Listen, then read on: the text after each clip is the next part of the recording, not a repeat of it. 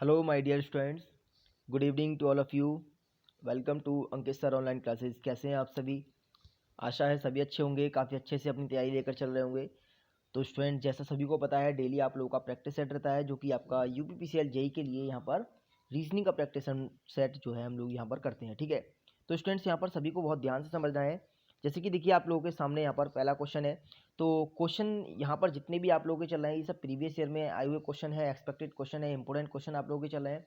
तो बहुत important question है स्टूडेंट्स। इसके बेस पर आप लोग जो रीजनिंग का हमारा टारगेट है यूपीपीसीएल जेई के पर्पज से 20 मार्क्स का, उसे हम यहाँ पर कवर करेंगे। क्लियर है?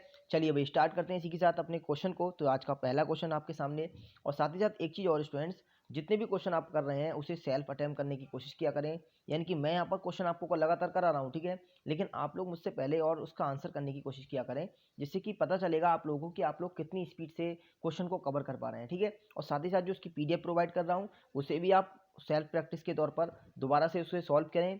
उससे आपको ये पता चलेगा कि आपने जो यहाँ पर सीखा उसमें कोई क्वेश्चन ऐसा तो नहीं रह गया जो आपके समझ में नहीं आ पाया। ठीक है, जो समझ में नहीं आ पाया उस क्वेश्चन को आप मुझसे पूछ सकते हैं। ठीक है, डिस्कशन के लिए ही आपका ग्रुप बनाया गया है, तो आप लोग बेशक वहाँ पर पूछ सकते हैं। चलिए स्टूडेंट स्टार्ट करते हैं यहाँ पर।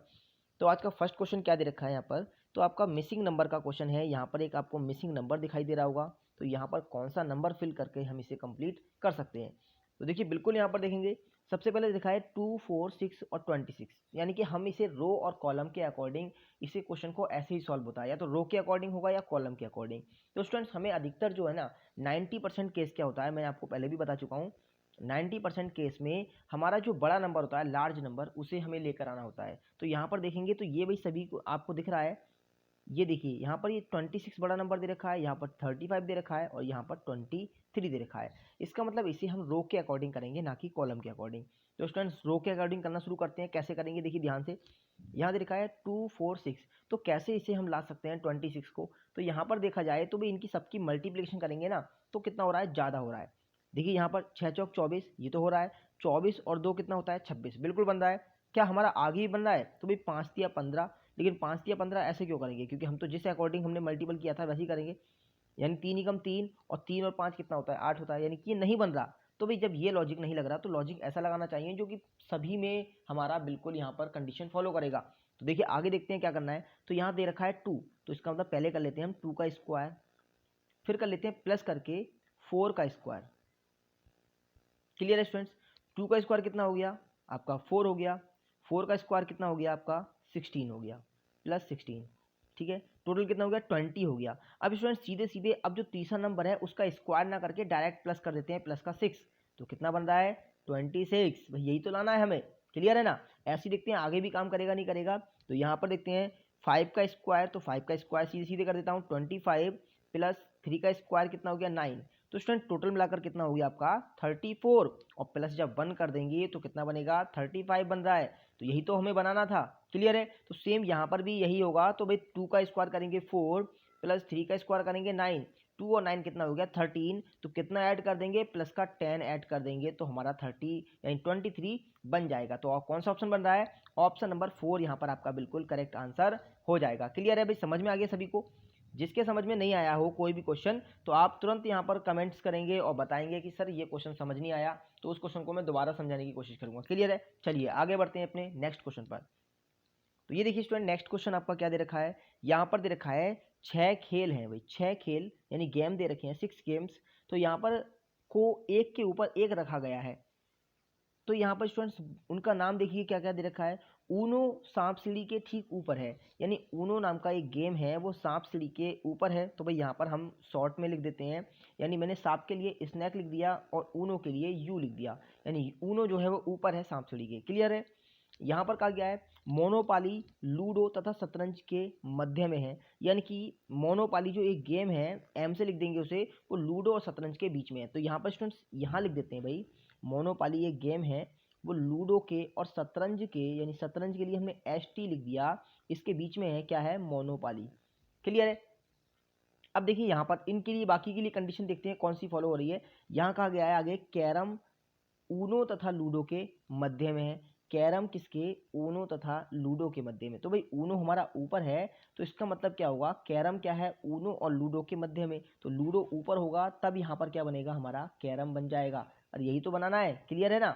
अब देखिए आगे क्या कहा गया है, फिर कहा गया है, अब हमें कंडीशन तो फॉलो हो ही गई भाई, हमें पता है लूडो यानी कि हमने यहाँ पर ले लिया है, ठीक है, लूडो यहाँ पर हम ले चुके हैं। और यहाँ पर हमने ये भी देख लिया लूडो तथा शतरंज के मध्य में क्या है, मोनोपाली। तो इसका मतलब स्टूडेंट्स ये कंडीशन आपकी बन गई। अब यहाँ पर ऊपर क्या होगा, इसके बाद में मोनोपाली होगा और उसके बाद शतरंज होगा भाई, इसके ऊपर तो एक सीक्वेंस बनेगा, उसे मैं देखिए यहाँ से स्टार्ट कर देता हूँ, ठीक है।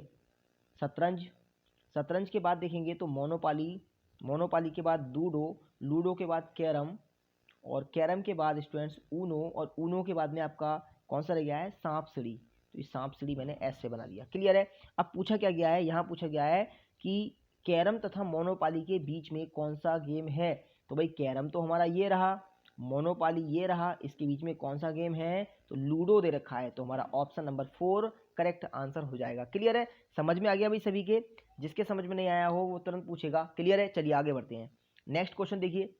नेक्स्ट क्वेश्चन स्टूडेंट दे रखा है स्टेटमेंट कंक्लूजन का। यहाँ पर दे रखा है सभी बी ए है, सभी सी, सभी ए सी है, ठीक है। बहुत ध्यान से समझना है तभी क्वेश्चन समझ में आएगा। तो देखिए स्टूडेंट्स यहाँ पर क्या दे रखा है, ठीक है, क्वेश्चन के अकॉर्डिंग ही यहाँ पर हमें लेकर चलना है। तो यहाँ पर देखते हैं, सबसे पहले बी को, सभी बी ए हैं, तो भाई बी यहाँ पर हमारा हमने 100 लिख दिया, बी को 100 लिखेंगे फर्स्ट स्टेटमेंट के अनुसार, और ए को लिखेंगे 50, क्योंकि ए हमारा क्या है, ऑब्जेक्ट है, क्लियर है। ऐसे ही सभी ए, तो ए को अब यहाँ पर हो जाएगा ए 100, और बी कितना, सी यानी कितना हो जाएगा, सी हो जाएगा हमारा 50। तो स्टूडेंट्स जब भी इन दोनों सेंटेंस को आपस में जोड़ेंगे तो एक बात याद रखना, मैं पहले भी बता चुका हूँ कि बी दे रखा है और सी दे रखा है, इन दोनों को आपस में जब जोड़ेंगे, इन दोनों का संबंध तभी हम बता सकते हैं जबकि यहाँ पर ए दोनों तरफ कॉमन होगा, और साथ ही साथ दोनों में से किसी एक की वैल्यू कम से कम 100 होनी जरूरी है। यहाँ पर या दोनों की 100 हो कोई दिक्कत नहीं, लेकिन एक की 100 होनी जरूरी है। तो यहाँ पर इस वाले एक की वैल्यू 100 है, इसकी 50 है, तो इस टाइम हम इन्हें जोड़ सकते हैं, क्लियर है, समझ आ गया। अगर यहाँ भी 50 होता, यहाँ भी 50 होता, तो हम यहाँ पर इन दोनों को, बी को और सी को आपस में नहीं जोड़ पाते। तो क्या दे रखा है, सभी बी सी है, तो भाई सभी बी सी है, बिल्कुल देखिए बी 100 है, सभी है, सी आपका हो सकता है, तो बिल्कुल बनेगा, क्लियर है। अब जोड़ सकते हैं क्योंकि हमें पता है जब वैल्यू इन दोनों की जैसा कंडीशन के अकॉर्डिंग बिल्कुल फॉलो कर रहा है वैसे यहाँ पर दे रखा है, ठीक है। आगे दे रखा है कुछ भी ए है, कुछ भी ए है, इसका मतलब क्या हुआ भाई, अब हम यहाँ पर केवल फर्स्ट वाले स्टेटमेंट को जोड़ रहे हैं, अब सेकंड वाले से कोई मतलब ही नहीं है, क्योंकि बी और ए दोनों के दोनों हमारे फर्स्ट स्टेटमेंट में दे रखा है। तो कुछ भी, जब भाई सभी बी ए हो सकता है तो कुछ बी भी ए हो सकता है, तो बिल्कुल ये भी बनेगा। तो कंडीशन क्या बनेगी, बोथ फॉलो, दोनों ही आपके सही होंगे, ऑप्शन नंबर 3, क्लियर है। चलिए आगे बढ़ते हैं इसी के साथ नेक्स्ट क्वेश्चन पर। नेक्स्ट क्वेश्चन स्टूडेंट दे रखा है मिरर इमेज का। तो मिरर इमेज में देखिए बिल्कुल यहाँ पर एक मछली दे रखी है, इस मछली को आपको स्टूडेंट्स इसके जो पंख उड़ रहे हैं बहुत ध्यान से देखना है, साथ ही साथ जो इसकी पूंछ है, पूंछ में आपको छोटे छोटे से ब्लैक सर्किल दिखाई दे रहे हैं, तो ये भी आपको ध्यान रखते हुए चलना है कि भाई कैसी कैसी कंडीशन में दे रखे हैं, क्योंकि छोटी सी भी गलती पता है एग्जाम में बिल्कुल भारी पड़ जाएगी। तो स्टूडेंट्स यहाँ पर सबसे पहले तो भाई ये पूंछ आपकी मिरर के पास है, यानी कि दर्पण के पास है, तो दर्पण के पास ही उसकी पूंछ होनी चाहिए। तो कौन सा देखिए पूंछ किधर की तरफ होनी चाहिए, पूंछ इसकी राइट में होनी चाहिए, तो बिल्कुल यहाँ भी राइट में है, यहाँ भी राइट में, यहाँ भी राइट में, यहाँ भी राइट में। अब देखना आगे ये है भाई कि इसमें सर्किल में यानी 3 बिंदु जो दिखाई दे रहे हैं वो है या नहीं, तो भाई बिल्कुल है, इसमें भी सभी फिगर में दे रखे हैं। अब देखना है इसके पंखों को, तो यहाँ इसके पंख जो है दोनों के दोनों ऊपर की साइड है और मिरर की तरफ लहरा रहे हैं, ऊपर की साइड और मिरर की तरफ, क्लियर है। तो यहाँ पर भी ऊपर की साइड रहेंगे और मिरर की तरफ होंगे, ऊपर की साइड मिरर की तरफ। तो देख लीजिए पीछे की तरफ मुड़ते हुए कहाँ दिख रहे हैं, तो भाई पीछे की तरफ मुड़ते हुए दोनों के दोनों ऑप्शन नंबर 1 में दिख रहे हैं, बाकी किसी में नहीं दिख रहे, क्लियर है। तो हमारा आंसर कौन सा हो जाएगा, ऑप्शन नंबर पहला करेक्ट आंसर हो जाएगा, बाकी सभी के रॉन्ग हो जाएंगे, क्लियर है, समझ आ गया स्टूडेंट्स। चलिए आगे बढ़ते हैं।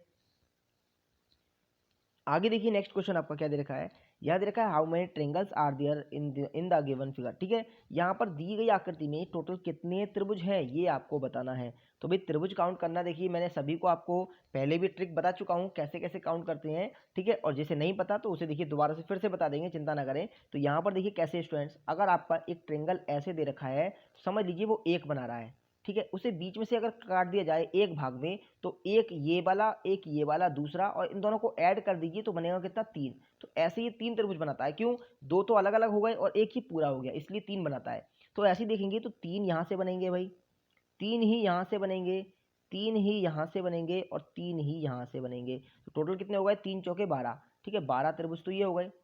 अब आगे देखेंगे तो भाई बीच में देखिए आपका, जब भी कोई स्क्वायर होता है ना, उसे अगर त्रिभुज में काटा जाता है तो सब में नंबर फिल कर दो और टोटल नंबर को आपको क्या करना है, उन्हें मल्टीपल करना है 2 से। तो देखिए कैसे, 1 2, देखिए यहाँ पर 2 बनना है, यहाँ पर 2 बनना है, एक ये रहा एक ये रहा। ठीक है, 3 हो गए, 4 5 6, भाई 6 बनने हैं आपके ये, और 6 यहाँ पर बन रहे हैं, और टोटल मल्टीपल किससे करते हैं, 2 से। तो कितने बनेंगे, 12 आपके ये बन जाएंगे। क्लियर है, 12 ये बन जाएंगे, तो 12 हमने और प्लस कर दिए, कितना हो गया, 24। क्लियर है, अब और भी बनना है नहीं बनना है, तो भाई हमारे 24 तो बन गए, ये तो कंफर्म हो गया। अब आगे देखते हैं कि और हमारे कौन से बन रहे हैं। तो 24 तो देखिए हमने ये लिख दिया।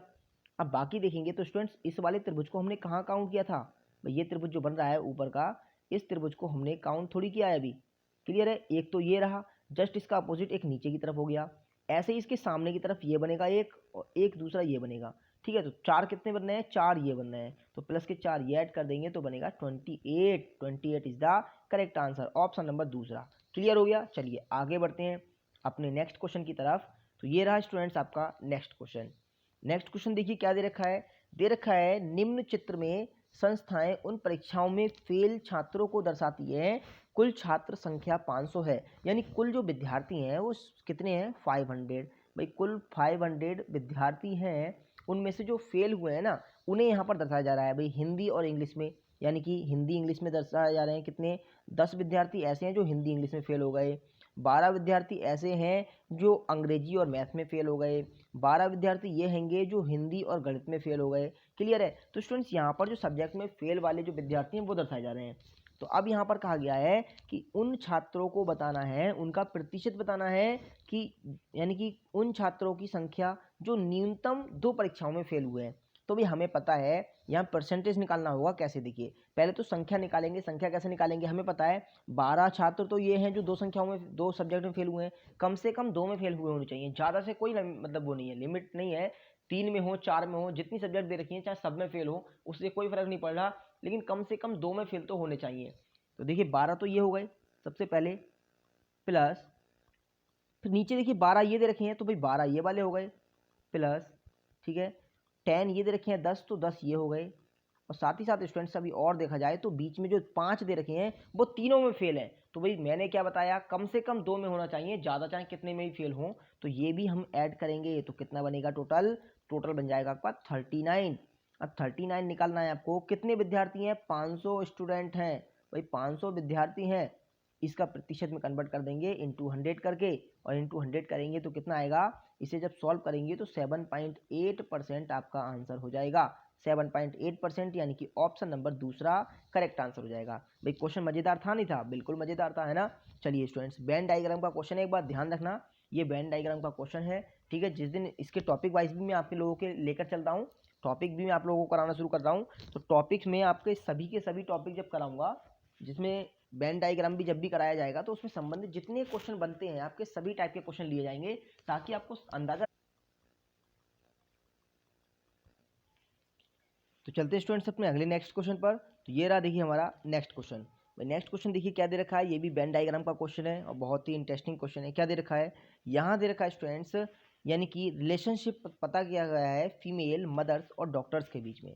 तो देखिए फीमेल्स मदर्स और डॉक्टर के बीच में क्या संबंध बनेगा, तो ये बिल्कुल वही संबंध बन गया जैसे कि आपने पहले कभी क्वेश्चन भी किया होगा कि अगर यहाँ पर वुमेन दे रखा होता, महिला दे रखा होता, तब भी वही हमारा रिलेशन बनता है जैसे कि इसमें बनेगा। क्यों, क्योंकि भाई अब बात करते हैं, शुरुआत करते हैं, तो देखिए सबसे पहले बात करते हैं मदर्स। तो ये स्टूडेंट्स ये हमने बना दिया मदर्स के लिए। क्लियर है, अब जितनी भी मदर्स होती हैं क्या वो फीमेल है, नहीं है, अभी बिल्कुल फीमेल है। क्लियर है, मदर्स जितनी भी हैं सभी की सब फीमेल होती हैं, लेकिन कुछ मदर्स और कुछ फीमेल्स ही डॉक्टर होंगी, क्योंकि मेल पर्सन भी डॉक्टर कहलाते हैं। तो इसका मतलब कौन सा बनेगा, ऑप्शन नंबर तीसरा आपका बिल्कुल करेक्ट आंसर बन जाएगा।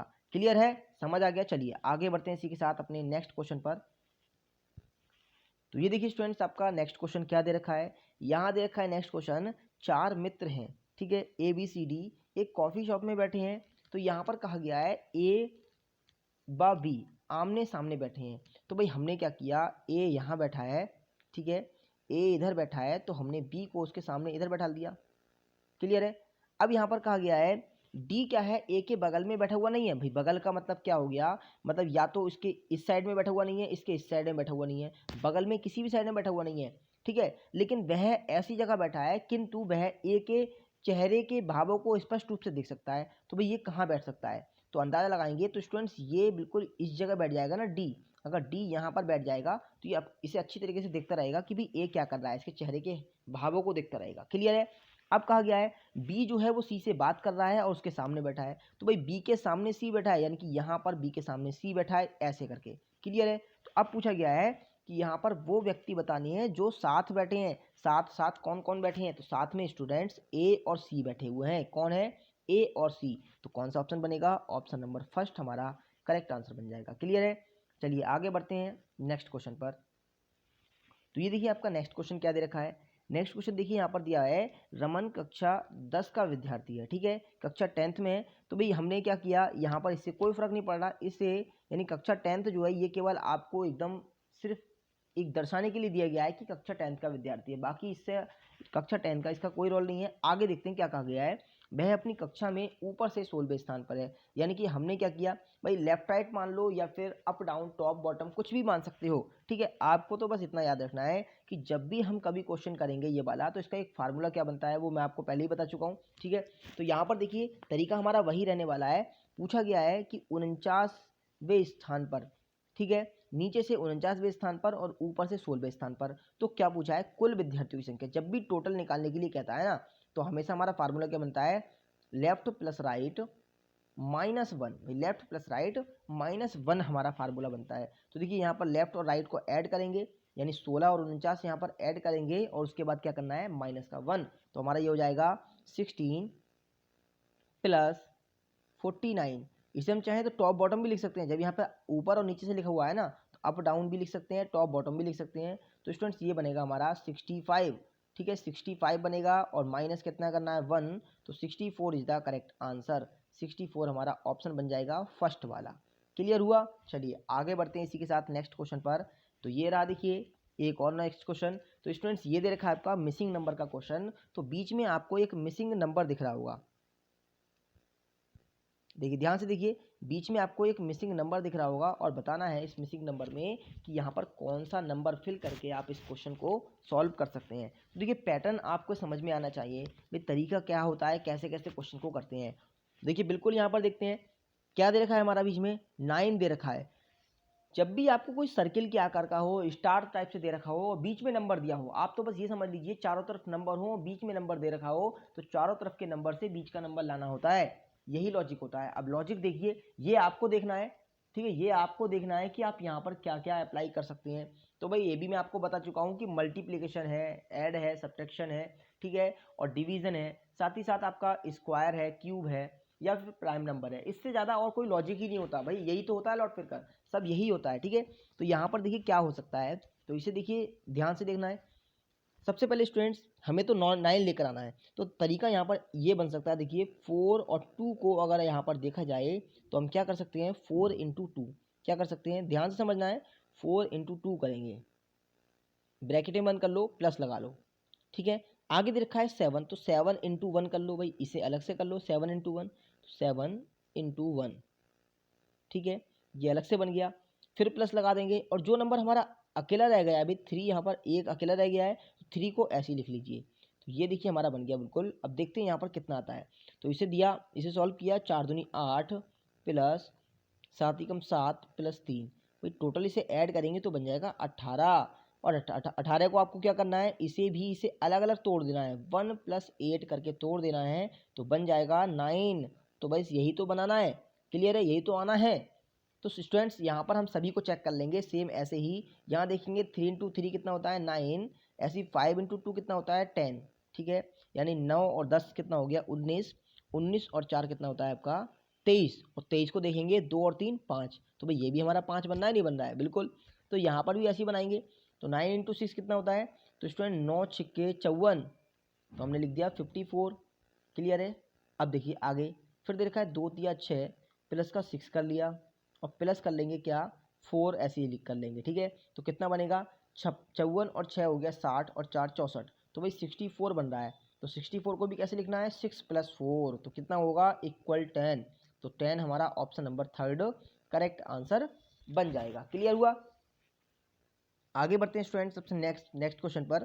तो नेक्स्ट क्वेश्चन देखिए क्या दे रखा है यहाँ पर, बहुत ही ध्यान से समझना है। देखिए ये क्वेश्चन उसी टाइप का हो गया है आपका, जो मैंने बताया था ना कि एक आपको कथन दे रखा होता है और उस कथन को समझना है और उससे संबंधित निष्कर्ष आपको बताना है कि कौन सा आपका सही कंडीशन में फॉलो हो सकता है। क्लियर है। यानी कि एक पैराग्राफ समझ लीजिए या आपको सेंटेंस दे रखा होता है, ठीक है, ऐसा क्वेश्चन आपका आता है जिसे बोलते हैं पैसेज संबंधित। ठीक है, पैसेज समझ में आ गया। चलिए आगे देखिए क्या दे रखा है यहाँ पर, बहुत ध्यान से पढ़ना है। यहाँ दे रखा है कथन, उत्तर कोरिया द्वारा हाइड्रोजन बम का सफल परीक्षण अमेरिका और उसके सहयोगी देशों के लिए खतरा है। भाई यहाँ पर ये कहा गया है अमेरिका में, यानी उत्तर कोरिया जो कर रहा है वो, इसका मतलब समझा दे रहा हूँ मैं आपको। उत्तर कोरिया जिसकी हाइड्रोजन बम बनाने के लिए परीक्षण कर रहा है, ठीक है, और उसका परीक्षण भी सफल हो गया है। तो भाई ये अमेरिका और उसके सहयोगी देशों के लिए खतरा है, ये इसमें कहा गया है। तो आप एक बात बताइए, क्या कोई भी देश है, कोई भी कंट्री है, वो अगर कोई परीक्षण कर रहा है तो भाई वो अपने देश की सुरक्षा के लिए कर रहा है या किसी दूसरे पर हमला करने के लिए कर रहा है? ठीक है, तो ध्यान दीजिएगा भाई, सभी जितनी भी कंट्री हैं सभी को ये अथॉरिटी है कि भाई वो अपने देश की सुरक्षा के लिए किसी भी परमाणु बम का निर्माण कर सकते हैं, ठीक है, वो तैयार कर सकते हैं, क्योंकि जरूरत पड़ने पर उन्हें कभी भी उसकी जरूरत पड़ सकती है। तो इसका मतलब ये नहीं है कि वो किसी पर हमला करने के लिए बना रहे हैं। तो इसका मतलब क्या हुआ, यहाँ पर पहले देखिए क्या कहा गया है, उत्तर कोरिया निकट भविष्य में अमेरिकी और उसके सहयोगी के विरुद्ध युद्ध की घोषणा करेगा। भाई ये बिल्कुल गलत है, क्योंकि हम ऐसे कैसे कह सकते हैं कि ये घोषणा करेगा या नहीं करेगा। भाई हो सकता है उसने सिर्फ अपने बचाव के लिए बनाया हो कि जब जरूरत पड़ेगी तब यूज़ करेंगे, इस पर्पज से बनाया हो। ठीक है, तो यहाँ पर देखिए आगे, अमेरिका और उसके सहयोगी देशों को उत्तर कोरिया द्वारा हाइड्रोजन बम के सफल परीक्षण से घबराने की आवश्यकता नहीं है, क्योंकि यह केवल परमाणु शस्त्रों में वृद्धि मात्र है। ठीक है, तो यहाँ पर भी ये कहा गया है। तो स्टूडेंट्स यहाँ पर देखा जाएगा तो ये भी हमारा बिल्कुल गलत होगा, क्योंकि यहाँ पर इन दोनों से कोई संबंध नहीं है। ठीक है, यानी उसने अगर कोई हाइड्रोजन बम बनाया है तो वो अपनी सुरक्षा के लिए बनाया है, वही उसे अथॉरिटी है बना सकता है। क्लियर है। तो यहाँ पर हमारा कौन सा होगा, तो बिल्कुल यहाँ पर स्टूडेंट्स कौन सा आंसर हमारा बिल्कुल सही होगा, थर्ड ऑप्शन हमारा बिल्कुल सही हो जाएगा कि दोनों में से कोई भी अनुसरण नहीं करता है। क्लियर है। चलिए आगे बढ़ते हैं इसी के साथ नेक्स्ट क्वेश्चन पर। क्वेश्चन समझ में आ गया अच्छे से, यानी हमें डिसीजन लेना होता है। ठीक है, हमें डिसीजन लेना होता है कि भाई जब भी कोई कथन दे रखा होता है उसे पढ़िए, पढ़ के समझिए और फिर उसका सेंस निकालिए कि वो किस पर्पज से किया गया है। ठीक है, फिर आप देखिए कि भाई वो क्या क्या कारण हो सकता है उसका। ठीक है, यानी कि आपको हमेशा डीप में जाकर सोचना है उस चीज से संबंधित कि भाई वहां पर वो उससे संबंधित क्या क्या कर सकता है। क्लियर है। चलिए आगे देखिए नेक्स्ट क्वेश्चन क्या दे रखा है आपका। यहाँ पर स्टूडेंट्स एक वर्ड दे रखा है और पूछा गया है कि इसका प्रयोग यानी कि करके कौन सा वर्ड है ऑप्शन का जो कि बनाया जा सकता है।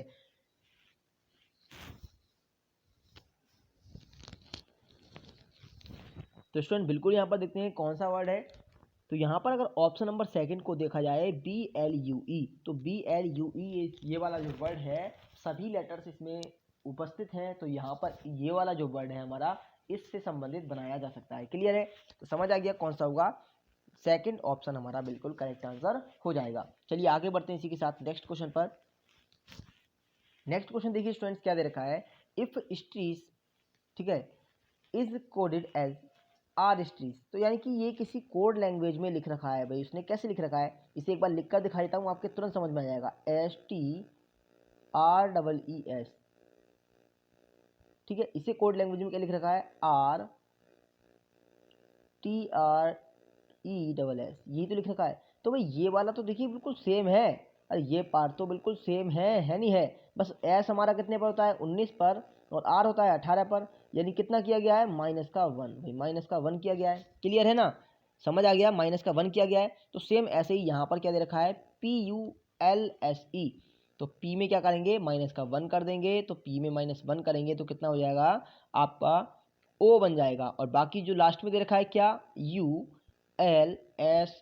तो ये बिल्कुल सेम ऐसे ही लिख जाएगा ULSE। ठीक है, तो क्या बन रहा है, OULSE, ऑप्शन नंबर फर्स्ट बिल्कुल करेक्ट आंसर हो जाएगा। क्लियर हुआ। चलिए आगे बढ़ते हैं अपने नेक्स्ट क्वेश्चन पर। तो देखिए स्टूडेंट, नेक्स्ट क्वेश्चन आप लोगों के सामने है, देखते हैं इसका आंसर कौन स्टूडेंट्स पहले देता है।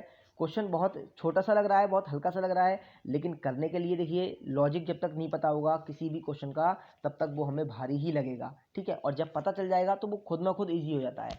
ध्यान रखना, कभी भी कोई प्रश्न भारी नहीं होता, कोई क्वेश्चन भारी नहीं होता, बस खाली होता क्या है, हमारी थिंकिंग जो होती है, हमारी सोच उसे भारी बनाने पर मजबूर कर देती है, ठीक है। और जब भी हम उसे भारी समझ लेते हैं तो वो हम पर हैवी हो जाता है स्टूडेंट्स, फिर वो क्वेश्चन कितना भी हमसे अच्छे से आता है फिर भी गलती हो जाती है। तो आपको करना क्या है, क्वेश्चन को बहुत ही इजी वे में लेकर चलना है, ये समझना है कि मुझसे सब कुछ आता है, ठीक है, लेकिन क्वेश्चन को सॉल्व कर कर ही आंसर लगाना है। ये नहीं है कि बस देखा और एकदम ठोक दिया जल्दी में, जल्दी में क्वेश्चन गलत हो जाता है, ठीक है ना।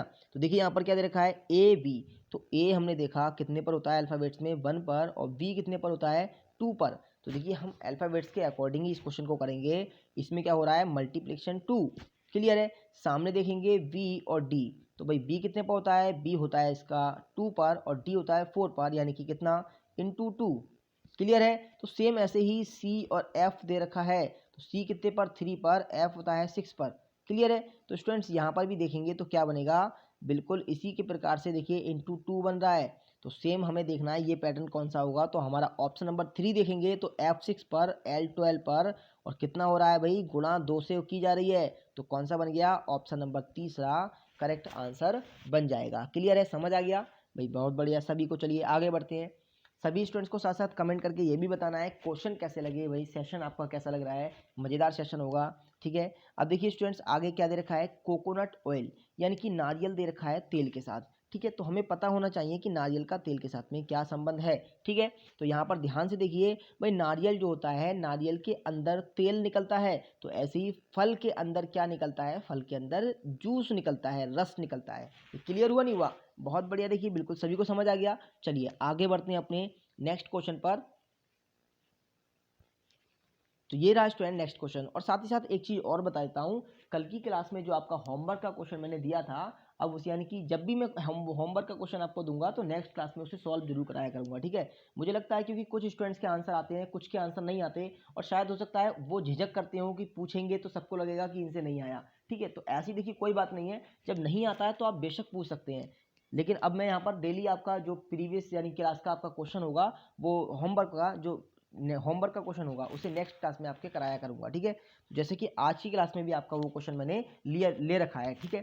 चलिए देखिए यहाँ पर क्या दे रखा है, 12 स्टार 3 स्टार 4 स्टार 8 स्टार 0, ये आपका दे रखा है। तो स्टूडेंट्स यहाँ पर क्या कंडीशन फिल करें जो हमारा क्वेश्चन सॉल्व हो जाए। तो देखिए यहाँ पर ऑप्शन दिए रखे हैं, इन्हीं ऑप्शन में से किसी ना किसी को फिल करना है, तो कौन सा हो सकता है। तो बिल्कुल यहाँ पर देखते हैं स्टूडेंट्स, क्या दे रखा है हमारा 12, तो 12 दे रखा है, 12 हमने लिख लिया, ठीक है। स्टार के स्थान पर क्या लगाएं, तो देखिए मैंने आपको बताया अधिकतर आपका हमेशा डिवाइड जो रखा जाएगा वो ऐसे स्थान पर रखा जाएगा जिसे हम आराम से डिवाइड कर सकें, ठीक है। ये मैं आपको बहुत पहले भी बता चुका हूँ। तो देखिए यहाँ पर ध्यान से भाई, डिवाइड हमारा कहाँ रख सकते हैं, 12 के और 3 के बीच में, तो यहाँ पर हम डिवाइड रख सकते हैं। तो कौन सा हमारा ऐसा ऑप्शन है जिसमें पहले नंबर पर डिवाइड है, भाई इसमें तो नहीं है, इसमें भी नहीं है, बाकी इन दो में है, लेकिन इन दो में भी है, तो यहाँ पर डबल डिवाइड है। तो दूसरा डिवाइड कहाँ रखा जा रहा है, 4 के और 8 के बीच में, इसे अगर डिवाइड करेंगे तो कितना आएगा, 1/8। हमें तो लाना है 0 के बराबर, तो 0 के बराबर कैसे लाएंगे, तो भाई हम ये डिवाइड को, दूसरे वाले डिवाइड को नहीं रख पाएंगे, तो हम कौन सा रखेंगे, ऑप्शन नंबर 4 रख कर देखेंगे। तो पहले से रख लेते हैं, प्लस का 4 और माइनस का 8, क्लियर है, बराबर लाना है 0 के। तो देखिए कैसे लाएंगे भाई, ये हो गया डिवाइड करके आपका 4, और 4 + 4 आपका हो गया 8, और 8 - 8 हो गया आपका पूरा पूरा कट गया, यानी कि इक्वल 0 के आ गया। समझ आ गया कौन सा बन गया, ऑप्शन नंबर 4 करेक्ट आंसर बन जाएगा। क्लियर है स्टूडेंट्स, चलिए आगे बढ़ते हैं इसी के साथ नेक्स्ट क्वेश्चन पर। इसी के साथ स्टूडेंट्स आपको एक सूचना भी देना चाहता हूं मैं, कि आपकी जो टॉपिक वाइज क्लास के लिए जो मैंने कहा था रीजनिंग की, तो वो क्लास आपकी आज से आपको मिलनी शुरू हो जाएगी, आज आपको एक क्लास मिल जाएगी, ठीक है। और साथ ही साथ एक चीज़ और बता रहा हूँ, और जो हिंदी की क्लास भी मैंने आपसे कहा था, ठीक है, जिस दिन मैंने आपको सिलेबस समझाया था उसका, तो हिंदी में भी आपके जो टॉपिक्स हैं एक एक करके उन पर भी मैं शॉर्ट वीडियो बनाकर आपको दूंगा। तो आप सभी स्टूडेंट्स बस साथ साथ सहयोग करते रहें, बाकी आप लोगों के लिए कोई भी कमी नहीं छोड़नी है, नॉन टेक्निकल का पूरा पार्ट जब मैं कवर कर रहा हूँ यहाँ पर, तो अच्छे से लेकर चलेंगे, ठीक है। बाकी आपका जीएस है उसके लिए भी कुछ ना कुछ विचार बनाएंगे। तो अभी के लिए फिलहाल में हिंदी और रीजनिंग को लेकर यहाँ पर साथ में चलेंगे, जिन पर छोटी छोटी शॉर्ट वीडियो आपको बनाकर प्रोवाइड की जाएगी। क्लियर है? तो वहाँ पर हम एक टॉपिक को लेंगे, कोई सा भी एक टॉपिक ले सकते हैं, उस टॉपिक को पूरा अच्छे से समझेंगे कि भाई इसमें कौन कौन से टाइप बनते हैं, किस किस टाइप के क्वेश्चन आते हैं। बस यही करना है, ज़्यादा लंबी वीडियो नहीं करनी है, आपकी 15 से 20 मिनट की वीडियो रखा करेंगे, छोटी छोटी शॉर्ट वीडियो। Clear students? चलिए फिर नेक्स्ट क्वेश्चन देखिए क्या दे रखा है। दे रखा है टेरिलीन, नायलॉन, सूती और पॉलिएस्टर। तो स्टूडेंट्स यहाँ पर बताना है कौन सा ऐसा वर्ड है जो कि सभी से डिफरेंट है। तो बिल्कुल यहाँ पर देखेंगे तो हमारा कॉटन दे रखा है, कॉटन। ये क्या है भाई? हमारा कॉटन को छोड़कर बाकी सभी कृत्रिम रूप से यानी धागों से, जो कृत्रिम धागे होते हैं उनसे बनाए जाते हैं, जबकि ये जो क्या है हमारा, ये नेचुरल है। ठीक है, ये प्रकृति के द्वारा नेचुरल प्राप्त होता है हमें। तो कौन सा हो गया हमारा? ऑप्शन नंबर 3 करेक्ट आंसर हो जाएगा। क्लियर हुआ नहीं हुआ? चलिए आगे बढ़ते हैं अपने नेक्स्ट क्वेश्चन पर। फिर से देखिए स्टूडेंट, नेक्स्ट क्वेश्चन है क्लासिफिकेशन का क्वेश्चन है, बहुत ही बढ़िया क्वेश्चन है। इसे देखते हैं कौन आंसर देता है। तो भाई यहाँ थोड़ा सा वेट करता हूँ मैं आप लोगों के आंसर का। ठीक है, थोड़ा सा वेट करता हूँ, क्योंकि देखना चाहिए कि भाई ये क्वेश्चन आप लोगों की समझ में आ भी रहा है या नहीं आ रहा है। क्योंकि क्वेश्चन देखिए आपके एग्जाम में कोई सा भी पूछा जा सकता है, तो इसलिए आना सभी कुछ चाहिए। तो इस क्वेश्चन का आंसर वैसे बहुत ईजी क्वेश्चन है, तो फटाफट से देखते हैं कौन स्टूडेंट्स पहले आंसर देता है। भाई यहाँ पर दे रखा है, आप ध्यान से इसे समझ लीजिए। आप तो ये सोचेंगे कि ये पता नहीं कैसे दे रखा है, मैट्रिक्स के अनुसार, मैट्रिक्स में दे रखा है। भाई ये क्वेश्चन ऐसे नहीं, आप ध्यान से देखिए तो इसमें क्या लॉजिक लगेगा। लॉजिक इसमें ये दे रखा है भाई, बी आपका देखिए लेफ्ट से यानी कि राइट से लेफ्ट के अकॉर्डिंग चल रहा है। ठीक है, लाइफ यानी राइट से लेफ्ट के अकॉर्डिंग इस टाइप से चल रहा है। आप देख सकते हैं, देखिए बिल्कुल चल रहा है, नहीं चल रहा है भाई? बिल्कुल चल रहा है। आगे देखेंगे इसे भी, बिल्कुल देखिए। लेकिन क्या ये ऑप्शन है भाई? ये वाला देखिए, यहाँ पर देखेंगे ये ठीक है। अब यहाँ पर ट्रेंगल, भाई यहाँ ट्रेंगल होना चाहिए था, यहाँ ट्रेंगल है ही कहाँ? ये तो यहाँ रखा है। तो कौन सा रह गया? तीसरा वाला हमारा सभी से डिफरेंट हो गया। क्लियर हुआ स्टूडेंट्स? बताइए, समझ में आया? और मज़ेदार क्वेश्चन भी लगा होगा खूब, है ना? चलिए आगे बढ़ते हैं इसी के साथ अपने नेक्स्ट क्वेश्चन पर। नेक्स्ट क्वेश्चन देखिए क्या दे रखा है। ए का भाई बी इसकी इकलौती बहन सी की माता है। ठीक है, तो यहाँ पर ए का भाई, ध्यान से समझना है, ए का भाई बी, ए का भाई है कौन? बी। तो ए का स्टूडेंट्स भाई हमने यहाँ पर बी को बना दिया। क्लियर है? अब कहा गया है इकलौती बहन सी की माता है। भाई इकलौती बहन यहाँ पर कौन, जो भी है इसकी इकलौती बहन, वो कौन है? सी की मदर है। तो भाई इकलौती सिस्टर जो भी है वो कौन है? सी की माता। यहाँ पर सी नाम का कोई पर्सन है, उसकी मदर है, ये उसकी मदर है, तो सर्किल में बंद कर देते हैं, इनकी सिस्टर है। क्लियर है? इनकी कौन है? इनकी सिस्टर है। अब यहाँ पर देखिए डी की माँ और डी की माँ और सी की नानी। अब डी की माँ और सी की नानी, तो भाई सी की नानी कब बनेगी? ये सी की नानी तब बनेगी जब इसकी मदर यहाँ पर कोई होगी, भाई इसकी मदर की मदर होगी। और साथ साथ कहा गया है डी की मदर, तो डी की मदर का मतलब हो गया ये पर्सन डी है। ये पर्सन कौन है? डी है। क्लियर है? अब देखिए नानी है, क्लियर हो गया। अब पूछा गया है डी का ए के साथ में क्या रिश्ता है। तो स्टूडेंट्स यहाँ पर हमें बता दिया था पहले ही कि ए का भाई कौन है? बी, ये तो कंफर्म है। लेकिन अब यहाँ पर जो पर्सन है यानी कि जो नानी है कौन है? ए, यानी कि नानी कौन है भाई? यहाँ पर डी के साथ ए का क्या रिश्ता है? ठीक है, ये कहा गया है। देखिए क्वेश्चन को थोड़ा सा स्टूडेंट्स यहाँ पर देखिए थोड़ी सी गड़बड़ हो गई, क्या हुई है ये समझ लीजिए। भाई यहाँ जो हमने डी रखा है, यहाँ डी नहीं रखा जाएगा। क्यों? यहाँ पर ध्यान से देखिए, यहाँ पर कहा गया है डी के साथ ए का क्या रिश्ता है, ये पूछा गया है। उससे पहले यहाँ पर देख लेंगे डी क्या दे रखा है, यानी जो उसकी बहन है सी की माता, सी की माता हमें नहीं पता सी की माता कौन है, लेकिन यहाँ कहा गया है डी माँ की ओर से सी की नानी है। ठीक है, डी यानी कि डी कौन है? डी ये पर्सन है। क्लियर है? डी ये पर्सन है। अब समझ में आ गया, ये सी की नानी है और इसकी मदर होगी।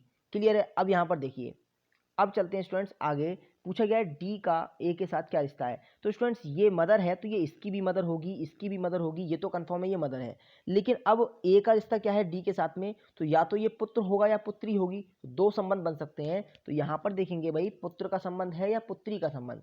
तो यहाँ पर स्टूडेंट्स हमने देख लिया कि पुत्र का संबंध तो नहीं है, लेकिन यहाँ पर अगर ए को कोई फीमेल पर्सन मान लें तो ये पुत्री बन सकती है। तो कौन सा बनेगा? ऑप्शन नंबर दूसरा बन जाएगा, डॉटर।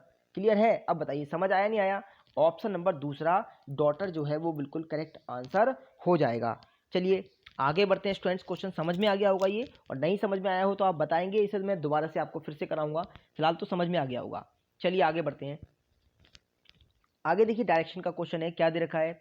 ममता पश्चिम की ओर 14 मीटर चलती है, 14 मीटर, यानी कि पहले पश्चिम में वेस्ट डायरेक्शन में कितना 14 मीटर का डिस्टेंस कवर किया वेस्ट में, मैंने 14 लिख दिया। क्लियर। अब आगे कहा गया है फिर दाहिने ओर मुड़ती है, तो स्टूडेंट दाहिने का मतलब राइट में, तो राइट कहाँ होता है, अगर पश्चिम में देखेंगे राइट हैंड, तो हमारा कहाँ होगा, नॉर्थ में। तो नॉर्थ में कितना, नॉर्थ में मुड़ने के बाद वह कितना चलती है, नॉर्थ में मुड़ने के बाद फिर से 14 मीटर चलती है। क्लियर है। अब कहा गया है और तब अपने बाईं ओर मुड़कर 10 मीटर चलती है, तो बायां मतलब फिर क्या हो गया, बायां स्टूडेंट्स फिर से वेस्ट हो गया, और वेस्ट में कितना 10 मीटर फिर से डिस्टेंस कवर किया।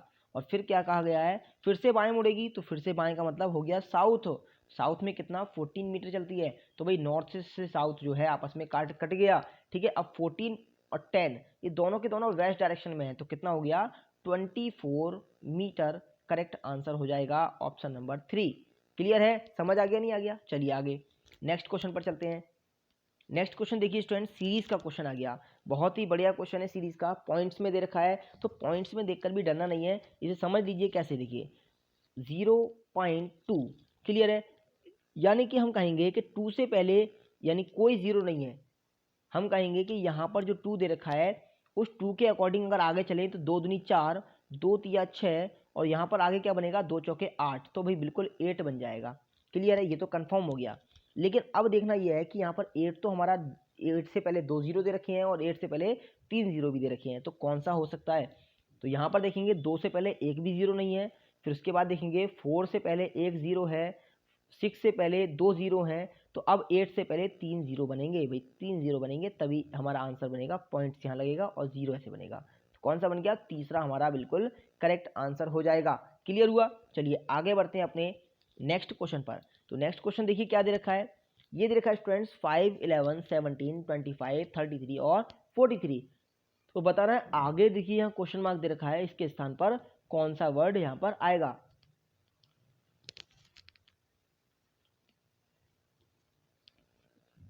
तो ध्यान से देखिएगा क्या दे रखा है, 5 से स्टार्ट करते हैं, 11, 17, 25। देखिए अब इस क्वेश्चन को मैं आप लोगों से करवाऊंगा, ठीक है, मैं खुद आपको यहाँ पर थोड़ा सा हिंट्स दूंगा और उसके बाद आप खुद कर देंगे। यहाँ पर देखिए जिसके समझ में नहीं आ रहा होगा वो भी करेगा इसे, क्योंकि यहाँ पर मैं आपको बता रहा हूँ, जैसे तरीका मैंने पहले बताया हुआ है सीरीज के क्वेश्चन को पहचानने का, अगर पहचान लिया आपने इसे अच्छे से तो आप सीधे सीधे आंसर करेंगे। देखिए आप सबसे पहले ये सोचिए कि नंबर यहाँ पर तेजी से बढ़ रहा है या धीरे धीरे बढ़ रहा है। तो मैंने देखा कि नंबर आपका कितने, देखिए 1 2 3 4 5 6 स्टेप में पहुंचने के बाद भी केवल 43 हो पाया है, तो इस कंडीशन को हम कहेंगे कि नंबर धीरे धीरे बढ़ रहा है। तो जब भी नंबर धीरे धीरे बढ़ता है तो वहाँ पर कुछ ना कुछ ऐड किया जाता है, तो ऐड हम कैसे पहचानेंगे, भाई इनके डिस्टेंस निकाल लेंगे बीच का, तो ऐड निकल जाएगा। जैसे यहाँ देखेंगे कितना प्लस किया गया, प्लस का 6, फिर देखेंगे कितना, तो यहाँ पर स्टूडेंट्स कितना प्लस किया गया है, तो यहाँ पर 17 है आपका, ठीक है, यहाँ पर 17 है, ये 17 है, समझ में आ गया। तो यहाँ पर भी कितना प्लस का 6 ऐड किया गया है, फिर देखेंगे 25, तो अब यहाँ पर ऐड किया गया है प्लस का 8। क्लियर है। यहाँ देखेंगे 33, फिर से प्लस का 8 ऐड किया गया है। आगे देखेंगे कितना 43, तो प्लस का 10 ऐड किया गया है। तो आगे क्या किया जाएगा, यानी कि वही नंबर बार बार रिपीट हो रहा है, 2 बार, 1 2 और फिर 2 प्लस करके, फिर 2 बार 8, फिर 2 प्लस करके 2 बार 10 ऐड हो जाएगा, तो 10 ऐड करेंगे तो कितना बनेगा, 53 is the correct answer, option number first. Clear है। चलिए आगे बढ़ते हैं अपने नेक्स्ट क्वेश्चन पर। नेक्स्ट क्वेश्चन देख लीजिए क्या दे रखा है स्टूडेंट्स, इसमें दिया हुआ है 10 वर्ष पूर्व, एज देखिए आयु वाला क्वेश्चन हो गया, ठीक है, 10 वर्ष पूर्व हेमा गीता से आयु में 2 गुनी बड़ी थी। तो भाई यहाँ पर 2 व्यक्ति हैं, कौन कौन, हेमा और कौन है, गीता। तो क्या कहा गया है, हेमा जो है गीता से आयु में दुगनी बड़ी थी, ठीक है, कितने 10 वर्ष पूर्व। तो भाई हेमा गीता से दुगनी बड़ी है, तो यहाँ अगर मान लेंगे गीता की 1 है तो हेमा की 2 होगी, भाई यही तो हो गया कंडीशन, ठीक है। लेकिन ये 10 साल पहले की है, अब प्रेजेंट की एज नहीं है, तो प्रेजेंट की देखिए क्या कहा गया है, यदि अब से 10 वर्ष बाद, यदि अब से भी 10 वर्ष बाद, यानी ये 10 वर्ष पहले का है और वो 10 वर्ष बाद का, तो टोटल टाइम कितना हो गया बीच का, 20 वर्ष, याद रखना है, यही याद रखना है, ठीक है। तो यदि अब से 10 वर्ष बाद हेमा की आयु 40 वर्ष होगी। तो भाई यहाँ पर हेमा की आयु कितनी है 2, ठीक है, और यहाँ पर अब से 10 वर्ष बाद आयु कितनी हो गई 40, तो इसका मतलब 20 वर्ष बीच का टाइम है, तो 20 साल बाद उसकी आयु कितनी हो गई 40। तो स्टूडेंट्स 20 वर्ष बाद 40 आयु हो गई। तो अब आप लगा लीजिए कि 20 वर्ष पहले कितनी होगी, तो क्या कर लेंगे 14 माइनस 20, ठीक है, ये 20 वर्ष बाद है, 20 ईयर्स आफ्टर 20 ईयर्स। तो यहाँ पर देखेंगे 20 वर्ष पहले कितनी होगी, तो 20 ईयर्स होगी। कैसे, हमने 40 माइनस 20 कर लिया। क्लियर है। तो पूछा गया है तो आज गीता की आयु कितनी है, तो गीता की आयु यहाँ पर हमने पहले इसकी 2 की वैल्यू निकाल ली 20, तो 1 की वैल्यू कितनी हो जाएगी 10, 1 की वैल्यू हो जाएगी 10। तो इसका मतलब यहाँ पर गीता की आयु 10 थी, और अब गीता की आयु कितनी होगी, तो भाई 10 वर्ष पहले का है ना ये, तो 10 इसमें प्लस कर लेंगे, तो कितना हो जाएगा 20 ईयर्स हो जाएगा, 20 ईयर, ठीक है, 20 वर्ष आंसर हो जाएगा ऑप्शन नंबर पहला। क्लियर है। इसे देखेंगे तो ये 25 लिखा हुआ है, इसे देखेंगे तो ये 15 लिखा हुआ है, तो आंसर कौन सा बनेगा हमारा, थर्ड आंसर बिल्कुल correct answer, sorry second answer, ठीक है, सेकंड हमारा बिल्कुल करेक्ट आंसर हो जाएगा। चलिए आगे बढ़ते हैं इसी के साथ नेक्स्ट क्वेश्चन पर। तो देखिए स्टूडेंट नेक्स्ट क्वेश्चन कितना बढ़िया आ गया, पाई वाला क्वेश्चन है, ठीक है, पाई चार्ट का, और बहुत ही जबरदस्त क्वेश्चन है, आपको सही से दिखाई भी दे रहा होगा, और इसे ध्यान से समझना है। देखिए यहाँ पर क्या दे रखा है, सबसे पहले समझ लीजिए, यहाँ दे रखा है 1997 में 7 गांवों की जो जनसंख्या का रेशो है वो दे रखा है। भाई 7 गांव हैं, उनकी जनसंख्याओं का रेशो, तो ये तो हो गया उनके जनसंख्याओं का रेशो। क्लियर है। और ये दे रखा है percentage population below poverty line, यानी ये दे रखा है गरीबी रेखा का उनका, ठीक है। तो स्टूडेंट्स ये गरीबी रेखा का परसेंटेज हो गया, ये हो गया उनका जनसंख्या का परसेंटेज, ठीक है। अब इसके अकॉर्डिंग हम चलते हैं क्वेश्चन पर और उसे सॉल्व करेंगे। तो देखिए ये रहा क्वेश्चन, क्या है क्वेश्चन दे रखा है यहाँ पर 1997 में जो गांव आर है उसकी जनसंख्या कितनी है, गांव आर की जनसंख्या 32,000 है। तो पूछा गया है तो उस वर्ष गरीबी रेखा से नीचे के गांव बाई की जनसंख्या क्या होगी। तो स्टूडेंट्स गरीबी रेखा में पूछ रहा है बाई की जनसंख्या, तो हम गरीबी रेखा में ही निकालेंगे। तो उससे पहले गरीबी जनसंख्या निकालने से पहले हम बाई की कौन सी निकालेंगे, भाई बाई की निकाल लेंगे जनसंख्या कितनी है, गरीबी तो बाद में निकालेंगे, पहले बाई की जनसंख्या तो पता हो। तो हमें आर की तो पता है कितनी 32, ठीक है, और गरीबी रेखा की देख लेते हैं, भाई गरीबी की कितनी है, यहाँ पर बाई की निकालनी है 52 बाई की यह दे रखी है, और बाई की यहाँ पर देखेंगे तो 15 ये दे रखी है, आर की कितनी है 16, आर की कितनी है 16। तो स्टूडेंट्स क्वेश्चन के अकॉर्डिंग चलते हैं। अब ये डाटा सभी की सभी नोट कर लें, इसकी जरूरत पड़ेगी, ठीक है, ये मैंने आपके लिए जितना भी सर्किल किया है इस सब की जरूरत पड़ेगी, इसे एक बार नोट कर लें, फिर चलते हैं हम आगे। चलिए अब चलते हैं आगे। यहाँ पर देख लीजिए भाई, सबसे पहले हमें क्या दे रखा है, हमें दे रखा है स्टूडेंट्स यहाँ पर आर की वैल्यू दे रखी है, आर की 32,000, तो हमें निकालनी किसकी है, पहले बाई की, तो बाई की वैल्यू निकालेंगे, तो बाई की कितनी है 15% तो थी बाई की, 15% निकालना है किस कैसे, 32,000 से मल्टीपल करेंगे और डिवाइड किससे करेंगे 16 से, क्योंकि 16 क्या है आर की वैल्यू, तो आर की वैल्यू यानी 16 से वैल्यू निकालने के बाद 1 निकाल लेंगे और 15 से मल्टीपल कर देंगे, तो टोटल आ जाएगी वाई की जनसंख्या कितनी है, तो ये आएगी स्टूडेंट्स आपकी 30,000, 30,000। क्लियर है, 30,000 ये आ जाएगी। अब हमें निकालना क्या है, हमें निकालना है परसेंटेज, ठीक है, हमें निकालना है परसेंटेज, कितना गरीबी का परसेंटेज निकालना है। तो गरीबी का कितना था 52% है, किसका बाई का, तो बाई का परसेंटेज निकालेंगे 52, तो इक्वल क्या करेंगे स्टूडेंट्स 52% निकालने के लिए हमें पता है 30,000, तो सीधे सीधे निकाल देंगे 30,000 का 52%, 30,000 का 52%, ठीक है। परसेंटेज को हटाएंगे तो अपॉन 100 हो जाएगा, तो ये बन जाएगा आपका 52 इंटू 30,000 अपॉन 100। इसे जब सॉल्व करेंगे तो कितना बनेगा, तो स्टूडेंट्स ये बन जाएगा आपका 15,600, कितना बनेगा 15,600, आपका आंसर हो जाएगा ऑप्शन नंबर बी। क्लियर है। इसे जब सॉल्व करेंगे तो 15,600, देखिए 2 जीरो से 2 जीरो काट दो और बाकी इनकी मल्टीप्लिकेशन कर देंगे, तो भाई 3 से करेंगे, 3 दूनी 6, 3 पंजे 15 और 2 जीरो आपके लग जाएंगे, तो बन गया 15,600। क्लियर है। तो समझ आ गया स्टूडेंट्स, चलते हैं आगे नेक्स्ट क्वेश्चन पर। ये देखिए आगे नेक्स्ट क्वेश्चन दे रखा है क्या, 1997 में गरीबी रेखा से नीचे के गांव जेड की गरीबी रेखा से नीचे के गांव टी की जनसंख्या का अनुपात बताना है। यानी कि इसने कहा है, ध्यान से समझिए फिर से, 1997 में, भाई वो पीछे जो ग्राफ दे रखा है 1997 का ही तो है, तो कहा गया है पहले तो जेड से नीचे के, यानी कि जो गरीबी रेखा में जो गांव आ रहे हैं तो पहले तो जेड का कहा गया है, जेड का, और उसके बाद कहा गया है टी का। तो स्टूडेंट्स हमें आर का तो दे रखा है ना पहले से ही, आर की जनसंख्या कितनी है, आर की जनसंख्या 32,000, ठीक है, 32,000। तो उसके अकॉर्डिंग हम जेड का और टी का निकाल लेंगे, जेड की और टी की, यानी जेड की और टी की जो जनसंख्या है वो निकाल लेंगे। उसके बाद कहा गया है हमें निकालना है इनकी गरीबी रेखाओं को, फिर इनके गरीबी रेखा का जो ग्राफ अलग से दे रखा है उससे इनका प्रतिशत निकाल के, जैसे अभी यहाँ निकाला था हमने 52%, ऐसे ही इनका परसेंट निकाल देंगे जेड का और टी का, और निकालने के बाद इनका अनुपात निकाल देंगे यानी डिवाइड करके। तो ये क्वेश्चन मैं आपको होमवर्क में दे रहा हूँ, मैंने साथ साथ आपको हिंट्स भी दे दिया, ठीक है। नेक्स्ट क्लास में तो ये कराया जाएगा ही जाएगा, क्योंकि अब तो मैं डेली आप लोगों का जो होमवर्क है वो यहाँ पर करा रहा हूँ। क्लियर है स्टूडेंट्स? तो ये तो था देखिए आपके आज के क्वेश्चन 25 क्वेश्चन। अब चलते हैं हमारा जो कल का क्वेश्चन था होमवर्क का, उस क्वेश्चन को हमें कैसे करना है। क्लियर है? तो भाई सभी तैयार हैं उस क्वेश्चन के लिए? तो देखिए एक बार मैं क्वेश्चन आपको दिखा देता हूँ। ये तो आपका ग्राफ था भाई, यही तो ग्राफ था। क्लियर है? और इस ग्राफ में आपका क्या दे रखा था क्वेश्चन, इस ग्राफ में यानी कि आपका जो क्वेश्चन था वो ये दे रखा था भाई, ये क्वेश्चन था कि नहीं 2 वर्षों के बीच में आपको बताना है। Clear students? यही तो था। तो देखिए बहुत ध्यान से समझ लीजिए कैसे, देखिए इस क्वेश्चन को क्या कहा गया था यहाँ पर, 1900 यानी कि किन 2 वर्षों के बीच में जो टीवी सेटों का जो रेट ऑफ चेंज है, यानी जो उनके रेट चेंज हुए हैं उसमें कब कब वो यानी कि सबसे ज़्यादा न्यूनतम रहा। तो हम जाएंगे सबसे पहले एक एक करके, हमें पहले देखना है 1998 और 99 को, 1998 और 99 को चेक करना है। तो देखिए 1998 और 99 पे चलते हैं, ठीक है। 98 और 99 का ये दे रखा है भाई, ये रहा 98 और 99 भाई, 98 और 99 दे रखा है, कितना कितना 40,000 30,000। तो स्टूडेंट 40,000 30,000 माइनस करेंगे कितना बचेगा, 10,000 भाई, 10,000 बचेगा। क्लियर है? 10,000 बचेगा भाई, क्या करेंगे बटे में क्या रखेंगे, 40 से घटकर 30 हुआ है तो कितना कम हुआ हमें ये निकालना है। तो ये बटे में रखेंगे, हमेशा ज़्यादा वाली चीज़ जब भी कमी निकालनी होती है बटे में 40,000 यानी ज़्यादा वाली चीज़ रखेंगे, अपॉन यानी इनटू 100 रखेंगे। तो परसेंटेज की वैल्यू कितनी आएगी इसकी, 25%। भाई इसकी एक की परसेंटेज की वैल्यू आ गई 25। क्लियर है?